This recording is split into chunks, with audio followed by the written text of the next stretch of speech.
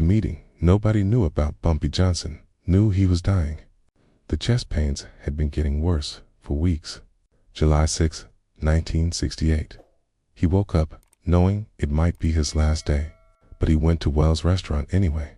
Same table, same breakfast, because the Genovese family had sent word.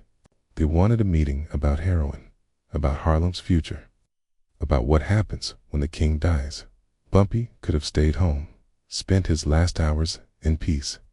Instead, he sat across from 3 mob enforcers and made a choice: protect his legacy or protect his life. He couldn't do both. He chose Harlem.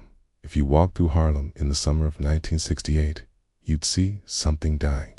Not the buildings, not the music, not the people, but the soul. Heroin was creeping into the streets like poison gas, and everyone knew where it was coming from. The Italian mob, specifically the Genovese crime family. For 30 years, Bumpy Johnson had kept that poison out. He ran the numbers, controlled the gambling, kept the peace between the Irish, the Italians, and his own people. But he had one rule that never bent: no heroin in Harlem. Not in his neighborhood. Not while he was breathing.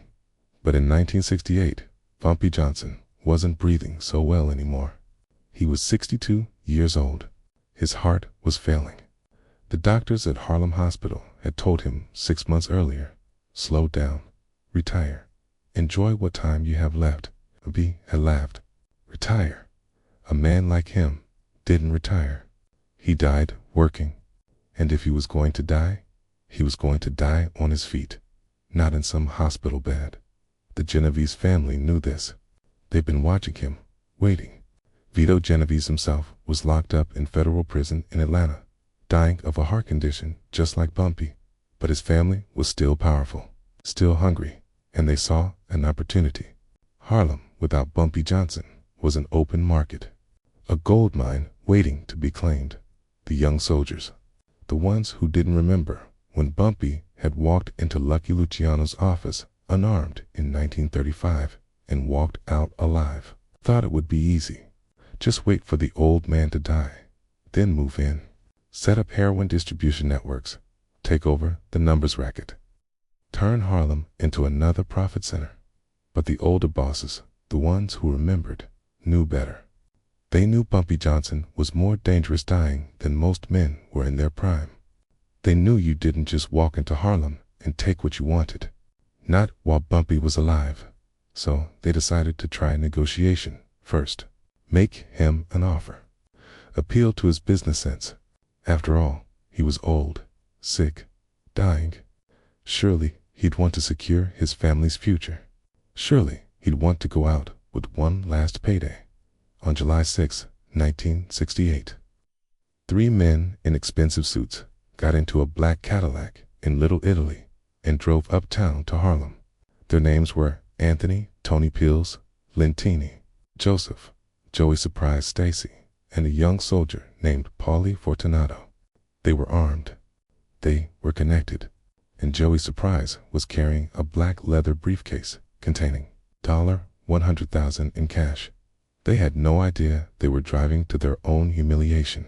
The $100,000 offers restaurant sat on the corner of 132nd Street and 7th Avenue. It wasn't fancy. Red leather booths worn smooth by decades of use. A black and white checkered floor. The smell of bacon grease and coffee that had been brewing since dawn. The walls were covered with photographs of Harlem legends Duke Ellington, Billie Holiday, Adam Clayton Powell Jr. and, in the corner, a framed photo of Bumpy Johnson himself, shaking hands with Muhammad Ali. But it was Bumpy's place. His table was in the back corner, facing the door. Always facing the door. An old habit from the days when enemies came through doors, not with contracts, but with guns. That morning, Bumpy was alone. His wife, Mame, had begged him not to go. She'd felt something in the air, the way women who've lived with dangerous men learn to feel danger before it arrives. But Bumpy had kissed her forehead, straightened his tie, and told her he'd be home by noon. He always wore a suit, even for breakfast. Respect, he'd say. Respect yourself. respect others. He ordered his usual scrambled eggs, crispy bacon, wheat toast, black coffee. He was reading the Amsterdam News, Harlem's black newspaper, an article about the garbage workers' strike. When the restaurant door opened and the three men walked in, the entire restaurant went quiet. Not the sudden silence of shock, but the gradual dimming of conversation as people recognized what was happening. The waitress, a woman named Dorothy, who'd been working at Wells for 20 years, stopped mid-pour. Her hand trembled slightly, coffee splashing onto the counter. Everyone in Harlem knew what Italian suits and a black neighborhood meant. Business, the kind that usually ended badly for somebody. Bumpy didn't look up from his newspaper. He took a slow sip of coffee, turned the page with a deliberate calm, and waited. He'd been expecting this. Word travels fast in both worlds, and he'd known the Genovese family was looking to make a move. He just hadn't known it would be today. Tony Peels walked over first. He was the talker, the negotiator, capo in his mid-40s, who'd made his bones running bookmaking operations in the Bronx. Joey Surprise stayed by the door, blocking it, his eyes scanning the restaurant for threats. The black leather briefcase hung heavy in his hand. Polly, the young one, barely 25, stood behind Tony, trying to look hard, trying to look like he belonged in the same room as Bumpy Johnson. "Mr. Johnson," Tony said, his voice respectful but firm. "Mind if we sit?" Bumpy folded his newspaper slowly, deliberately taking his time. He looked up at Tony with those cold, calculating eyes that had stared down mob bosses, crooked cops, and killers for 30 years. Eyes that had seen men die and never blinked. Then he gestured to the booth across from him. "Free country." The three men slid into the booth. Dorothy came over, her hands still shaking slightly, and asked if they wanted coffee. Tony waved her away without looking at her. This wasn't a social call. This was business. For a long moment, nobody spoke. The only sounds in Wells' restaurant were the sizzle of bacon on the griddle, the low hum of whispered conversation from other tables, and the tick of the old Coca-Cola clock on the wall. Everyone in the restaurant was watching, pretending not to watch. Across the street, in a parked Buick, two of Bumpy's men sat watching through the window. Big Jack Turner and Raymond Slim Washington. They'd been there since 6:30 that morning, drinking cold coffee and waiting. Bumpy never went anywhere without backup. Not in 1968. Not with the streets getting dangerous, the young punks getting bold, the old rules breaking down. Tony Peels broke the silence. He nodded to Joey Surprise, who stepped forward from his position by the door. Joey placed a black leather briefcase on the table between Bumpy and Tony, right next to Bumpy's coffee cup. The kind of briefcase bankers carried. The kind serious money traveled in. The metallic latches clicked open, the sound too loud in the quiet restaurant. Inside, stacked neatly and bound with bank straps, were $100 bills. A lot of them, the money was real, visible. "Tempting, Mr. Johnson," Tony said, his voice dropping into that confidential tone businessmen use when they're about to propose something they know is wrong but profitable. "We come with respect, with a business proposition that I think you'll find very generous." Bumpy didn't touch the briefcase. He didn't even look inside it. His eyes stayed locked on Tony's face. "I'm listening." Tony Peels leaned forward, his hands folded on the table, away from the open briefcase. "The world is changing, Mr. Johnson. You know this better than anyone. The young people, they don't want numbers anymore. They don't want policy slips and betting pools. They want something stronger, something that makes them forget about Vietnam, forget about poverty, forget about everything. They want heroin." Bumpy's expression didn't change. He took another sip of coffee, his hands steady. Tony continued, gesturing toward the open briefcase. "Now, whether you like it or not, it's coming to Harlem. The demand is there. The supply routes are established. We've got connections in Marseille, in Turkey, in Southeast Asia. The product is going to flow. The only question is who controls it. He gestured to the stacks of bills. This is $100,000 in cash, tax-free, untraceable, and it's just the down payment. We're offering you 30% of all heroin profits in Harlem. You don't have to do anything. Don't have to distribute. Don't have to take any risk. Just stop blocking us. Let us operate. You keep your territory. We keep ours. Everybody eats. The briefcase sat between them. Bills visible in neat stacks. Bank straps holding them together. Bumpy could see the denomination on the top bills. Hundreds. Real money. Serious money. A fortune. Enough to take care of Mame for the rest of her life. Enough to buy property, invest, leave a legacy beyond the streets. Enough to die comfortable. But Bumpy Johnson had never cared about dying comfortable. Paulie, the young one, couldn't keep his mouth shut. Youth and arrogance, Bumpy thought. A dangerous combination. Mr. Johnson, with all respect, you're not a young man anymore. You've had a good run. 30 years at the top. That's more than most men get. Why fight this? Take the money. Enjoy your time. Live to see your grandchildren grow up. We're going to do this with or without you. This is just us showing respect to a legend. That's when Bumpy's eyes shifted from Tony to Paulie, and the temperature in the booth dropped 10 degrees. Dorothy, refilling water glasses 3 tables away, felt it. The other customers felt it. Even Tony Pills felt it, and he reached out to put a hand on Paulie's arm. Too late. How old are you, son? Bumpy's voice was quiet, conversational. Paulie straightened up, trying to look tough, trying not to show that Bumpy's stare was making his stomach clench. 25. 25. Bumpy nodded slowly, as if considering it. You know how old I was when I walked into Lucky Luciano's office in Manhattan and told him he couldn't touch Harlem without my permission. Paulie didn't answer. He didn't know. 29. 4 years older than you. You know what Lucky told me? He said I was crazy. Said I was a dead man walking. Said his organization would crush me like a bug. Bumpy paused.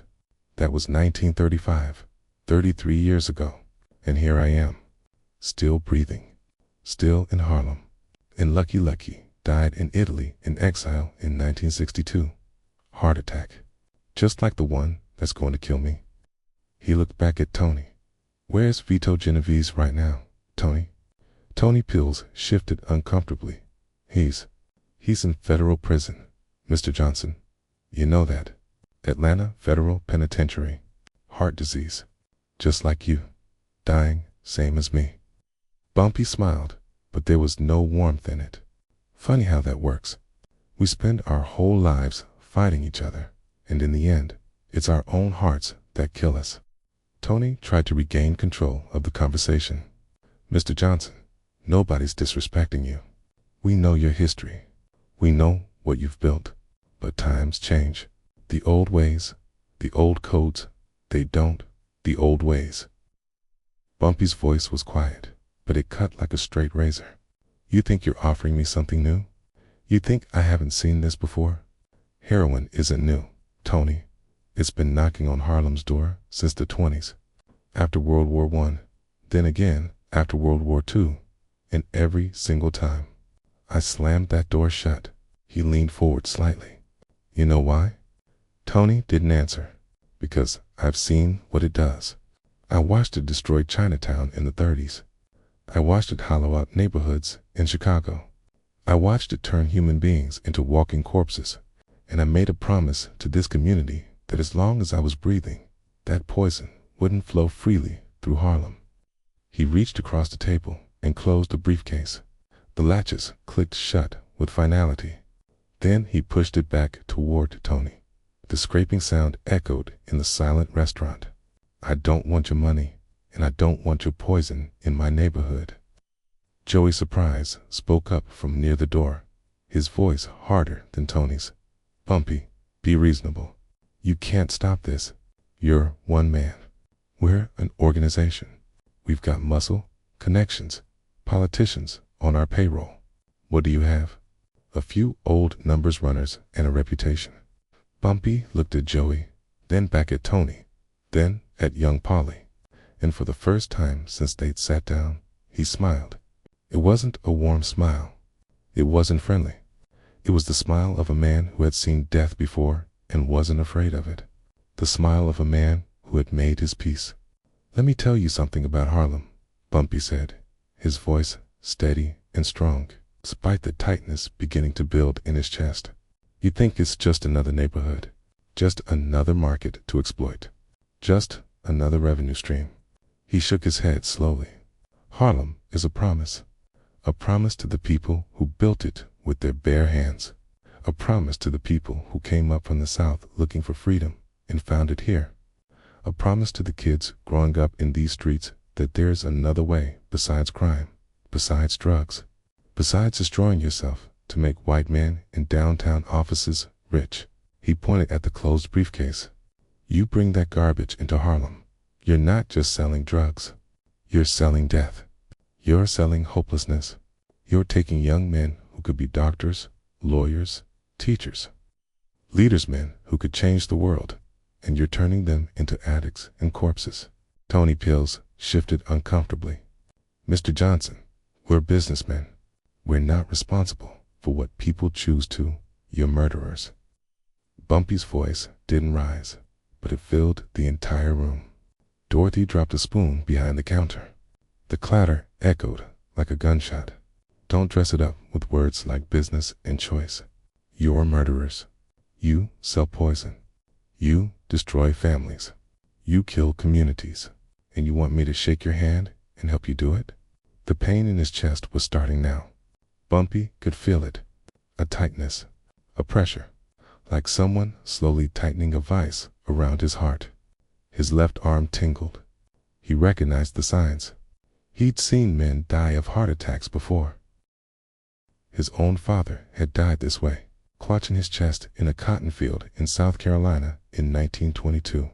He knew what was coming, but he wasn't done talking yet. "Here's my answer to your proposition," Bumpy said, looking each man in the eye. First Tony, then Joey, then young Polly, who couldn't hold his gaze and looked away. "You can bring your heroin to Harlem over my dead body. And even then, the people I've taught, the lessons I've lived, they'll fight you every step of the way. You'll never control Harlem. Not the way you control Little Italy or the Bronx. Not while there's one person left who remembers what I stood for." The pain was getting worse now, sharper. His breathing was becoming difficult. But Bumpy Johnson had one more thing to say. 7 words that would be repeated in Harlem for the next 50 years. 7 words that would become his epitaph. He leaned forward, okay, his eyes locked on Tony Pills, and said, "Harlem doesn't bow. Not now, not ever." The pain hit him like a sledgehammer to the chest. Bumpy's hand flew to his heart, gripping his shirt. His coffee cup slipped from his other hand and shattered on the floor. Black liquid spreading across the checkered tiles like blood. Dorothy screamed from behind the counter. "Oh God, somebody call an ambulance." But before anyone could move, the restaurant door burst open with a crash. 4 men walked in. Big men, Harlem men. Big Jack Turner led them, his 6 feet 4 inches frame filling the doorway.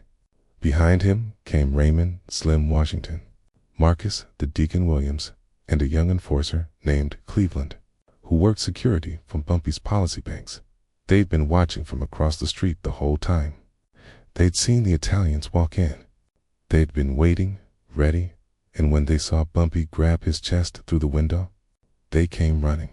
Big Jack's eyes went from Bumpy, clutching his chest, gasping for air, to the 3 Italians sitting across from him in the booth, to the black briefcase on the table between them. "What did you do to him?" Big Jack's voice was pure ice, pure murder. Tony Pills went pale. His hands came up instinctively, showing he was unarmed, showing he meant no harm. "Nothing. We were just talking. He just grabs his chest. I swear to God, we didn't. You brought poison to his table." Big Jack stepped closer, his massive hands flexing into fists. You disrespected him in his own neighborhood, and now he's dying right in front of you. That's when Tony Pills understood. And so did Joey Surprise, and so did young Paulie, whose face had gone from cocky to terrified in about 3 seconds. It didn't matter what actually happened. It didn't matter that Bumpy was 62 years old with a failing heart. And this was probably going to happen today, whether they showed up or not. What mattered was perception. What mattered was what it looked like. 3 Italian mobsters sitting across from Bumpy Johnson when he has a heart attack in Harlem, with witnesses, in a neighborhood that loved him like a father. They'd be torn apart before the ambulance arrived. Joey Surprise was already backing toward the door, the briefcase still in his hand. Paulie's hand started to go toward his jacket, toward his gun, but Big Jack caught his wrist in a grip like a steel trap. You pull that gun, boy, and you'll never leave this neighborhood.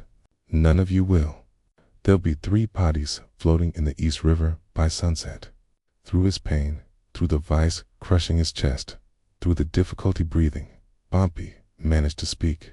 His voice was barely a whisper, but in the terrified silence of Wells' restaurant, everyone heard it. Let them go. Big Jack looked down at him, confused. Angry, boss. Let them go. Bumpy's breathing was ragged now, each word a struggle. I want them to tell their bosses. He looked directly at Tony Pills, who was frozen in the booth, too scared to move, too scared to stay. Tell them Harlem doesn't bow. Big Jack released Paulie's wrist. He stepped back, creating a path to the door, but his eyes promised violence if they ever came back. Tony Pills grabbed the briefcase from the table. Evidence. Witness. Problem in the 3 Italians didn't walk. They ran. Joey clutching the briefcase. Paulie and Tony right behind him. Out the door, into their Cadillac. Tires squealing as they burned. Rubber getting out of Harlem. They weren't running from Bumpy. They were running from the rage of an entire neighborhood. From the knowledge that if Bumpy Johnson died with them in the room, they'd be blamed, and Harlem would come for them. Every street corner, every alley, every rooftop, there'd be nowhere safe. Better to run. Better to disappear behind them in Wells' restaurant. Dorothy was at Bumpy's side now, holding his hand, tears streaming down her face. Big Jack was yelling for someone to call the hospital. Other customers were gathering around, some crying, some praying. Bumpy looked up at Dorothy and managed to smile. A real smile this time, soft and genuine. "Thelma," he whispered. "Tell her I'm sorry I missed lunch." Those were his last words at 8:52 a.m. on July 7, 1968. Bumpy Johnson's heart gave out 5 minutes after the meeting with the Genovese family representatives. 5 minutes after he said no to $100,000. 5 minutes after he chose principle over survival.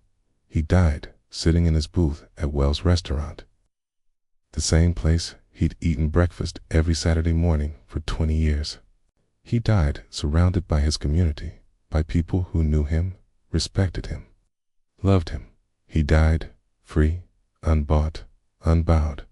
The funeral was 5 days later at Abyssinian Baptist Church on 138th Street. More than 5,000 people came to pay their respects. The line stretched for 6 blocks down 7th Avenue. People who'd never met Bumpy, people who'd only heard the stories, people whose parents had told them about the man who'd kept Harlem safe. They all came to say goodbye. The Italian mob, true to form, tried to move in after Bumpy's death. For about 6 months, they pushed heroin into Harlem, thinking the king was dead and the throne was empty. They were wrong. The old guard the numbers. Runners who'd worked with Stephanie St. Clair and Bumpy since the 1930s, the local operators who remembered the codes, the street-level organizers who'd learned from watching Bumpy navigate between legitimacy and the end. Underworld remembered what Bumpy had stood for. They remembered his words. Harlem doesn't bow, but the truth is painful, and history demands honesty. Bumpy's death did create a vacuum, and nature abhors a vacuum. Within a few years, younger hustlers who didn't remember Bumpy's rules, who hadn't sat at his knee and learned the difference between taking what you need and destroying your own community, started bringing heroin into Harlem in larger quantities. They told themselves they were different. They told themselves they were smarter. They told themselves they could control it, could contain it, could profit from it without destroying the neighborhood. They were wrong. The heroin epidemic that Bumpy died fighting came anyway. Through the 1970s and into the 1980s, Harlem suffered. Families were destroyed. Young men and women became addicts. The very nightmare Bumpy had tried to prevent became reality. But here's what the history books miss, what the statistics don't capture. It was harder because of Bumpy. The Italian mob never fully controlled Harlem the way they controlled Little Italy, the Bronx, or parts of Brooklyn. Local operators retained some autonomy. The community remembered there was another way, even if they couldn't always live it. And when the worst of the epidemic hit, when crack cocaine came in the 1980s, there were still people in Harlem who remembered Bumpy Johnson's stand. They invoked his name. They reminded the young people, once we had a man who said no. Once we had a king who chose principle over profit. Once we had a leader who'd rather die than betray his community. That memory mattered. It still matters. Tony Peels kept that black leather briefcase for the rest of his life. He never opened it again after that day. Never deposited the money. Never spent a single dollar. The $100,000 was still inside, exactly as it had been stacked that morning. Same bank straps. Same bundles. Untouched. He kept it in a safe in his basement in Queens. And occasionally, when young mobsters would come to him for advice, for wisdom, for stories about the old days, he'd take out that briefcase, open it, and show them the money. This, he'd say, pointing to the neat stacks of bills, is what happens when you disrespect a king. This is what happens when you think money can buy everything. Bumpy Johnson was dying. We offered him a fortune, and he chose to die rather than take it. He'd close the briefcase and lock it back in the safe. That's honor. That's principle. That's something we've forgotten how to do. Tony Peels died in 1987 of lung cancer. His son, Anthony Jr., found the briefcase in the basement, safe after the funeral. He opened it, saw the money still there, still bundled, the bills yellowed with age but intact, and found a handwritten note tucked inside. Give this to the Schomburg Center in Harlem. It belongs to them, not to us. Let them know it's the money Bumpy Johnson refused. The money that proved he couldn't be bought. TP. The briefcase and its contents were allegedly donated anonymously to the Schomburg Center for Research in Black Culture in 1988. The museum won't officially confirm its existence, but curators who've been there for decades will quietly tell you that somewhere in the archives, there's a black leather briefcase with $100,000 in 1968 bills, a memorial to the day a dying man said no. Wells Restaurant closed in 1982, a victim of changing neighborhoods and rising rents, before the building was torn down to make way for a parking garage. A group of Harlem residents commissioned a small brass plaque. They installed it on the wall where Bumpy's booth used to be, right before the wrecking crew arrived. It stayed there for exactly 1 day before the building came down. But someone took a photograph, and that photograph circulated through Harlem. The words on that plaque were repeated, memorized, passed down. It read, Ellsworth Bumpy Johnson, 1905 to 1968, the man who never bowed. In this place, he chose honor over life. Today, if you walk through Harlem, you'll still hear his name. Old-timers sitting on stoops, playing dominoes, drinking coffee, tell stories about the time Bumpy faced down Lucky Luciano and walked out alive. About the time he stopped a riot with a single gesture. About the morning he sat across from the Italian mob and said no with his dying breath. The stories aren't always accurate. Details get mixed up. Timelines get confused. Legends blend with facts. But the essence remains true. Once Harlem had a king who couldn't be bought. Once a man chose his community over his comfort. Once someone showed the world that some things matter more than money, more than power, more than life itself. That's Bumpy Johnson's legacy. Not the gambling, not the violence, not the criminal empire. The moment when he had to choose between surviving a few more months in comfort or dying on his principles. He chose to die standing up. And in doing so, he showed all of us what real strength looks like. Not the strength to hurt people, not the strength to accumulate wealth, but the strength to say no when everyone expects you to say yes. The strength to choose the hard right over the easy wrong. The strength to be a man of principle in a world that rewards compromise. On July 7th, 1968, Bumpy Johnson's heart stopped beating, but his words kept echoing. Harlem doesn't bow. Not now, not ever. And more than half a century later, those words still mean something. They still inspire. They still remind us that we have choices, that we have agency, that we don't have to accept the world as it is. We can be like Bumpy. We can stand up. We can say no. We can choose principle over survival, even if it costs us everything.